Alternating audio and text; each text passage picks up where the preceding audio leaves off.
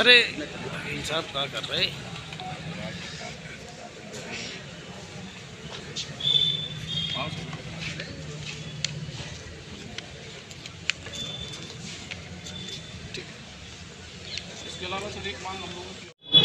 कानून के रखवाले लोग कानून के जानकार होते हैं। आप लोगों को भी पता होगा कि सूर्यास्त के बाद कोई भी कितना भी वांटेड मुलजिम हो तो कानून के अनुसार उसके यहाँ दबिश नहीं दी जा सकती। आपको यदि कोई कानूनी कार्रवाई करनी है वांछित व्यक्ति के अगेंस्ट तो आप सूर्योदय के बाद ही कर सकते हैं। सूर्यास्त के बाद कोई भी कानून आपको ये परमिट नहीं करता पुलिस अथॉरिटीज़ को कि वह वांछित मुलजिम के यहाँ जाके दबिश दे। आगरा की पुलिस ने अधिवक्ता सुनील शर्मा जी के यहाँ घर पर रात के अंधेरे में दबिश दी और संदिग्ध परिस्थितियों में उनकी मृत्यु हुई, जिसका मुकदमा अधिवक्ताओं के नेतृत्व के बाद, अधिवक्ताओं को मांग उठाने के बाद थाना सिकंदरा की पुलिस के खिलाफ पंजीकृत किया गया है।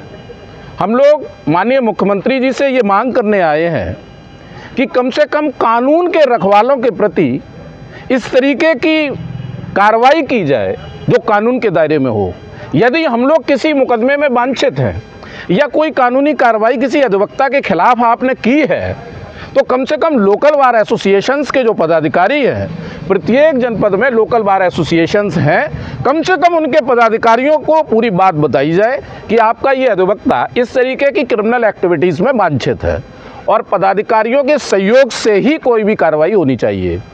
जिस तरीके से निर्मम हत्याकांड पुलिस के द्वारा कारित किया गया है वह सिस्टम में प्रश्न चिन्ह लगा रहा है। इसी बात को लेकर आज हम लोगों ने माननीय जिलाधिकारी महोदय को इस आशय का ज्ञापन माननीय मुख्यमंत्री जी को संबोधित प्रस्तुत किया है कि प्राथमिकता के आधार पर हम लोगों का व्यवसाय ऐसा है कि एक पक्ष निश्चित रूप से हमसे दुश्मनी मानने का काम करता है, तो यदि अधिवक्ता कोई शस्त्र लाइसेंस चाहता है तो प्राथमिकता के आधार पर अधिवक्ता के शस्त्र लाइसेंस को स्वीकृत किया जावे।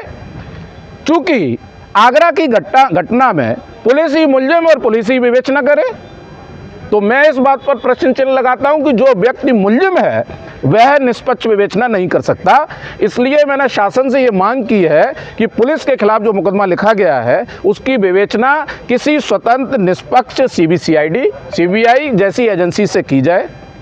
और साथ ही मैं यह भी मांग करता हूं कि जिस तरीके से कानून के पुजारी पर प्रेशर बनाने का काम किया जा रहा है इससे पुलिस बाज आए, क्योंकि हम लोग कानून के दायरे में रहकर अमन और चैन के वातावरण में अपनी बात को करना चाहते हैं।